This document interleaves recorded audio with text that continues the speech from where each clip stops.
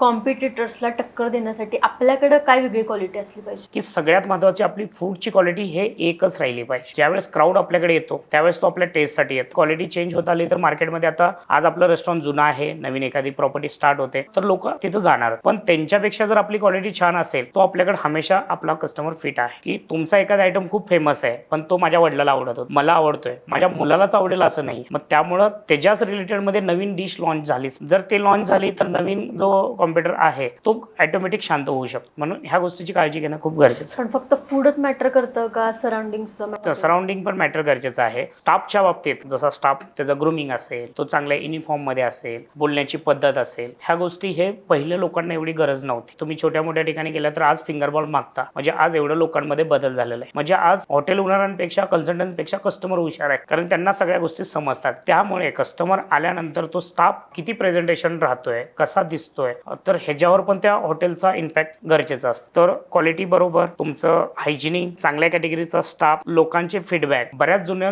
ओनरांचा जो प्रॉब्लेम काय येतो, नाही क्वालिटी आमची चांगलीच आहे, आमची चांगलीच आहे, ठीक आहे, आपल्याला खूप छान वाटतं, पण जर एखादा कस्टमर 10 वेळा कंप्लेंट करतोय पण त्यामध्ये बदलही केला पाहिजे. त्याच्यावर आपल्या पूर्ण टीमला डिस्कशन करणं हे खूप गरजेचं आहे. त्यामुळे मॅनेजमेंट तुमच्यासोबत चांगलं मॅनेजमेंट असणं खूप गरजेचं आहे.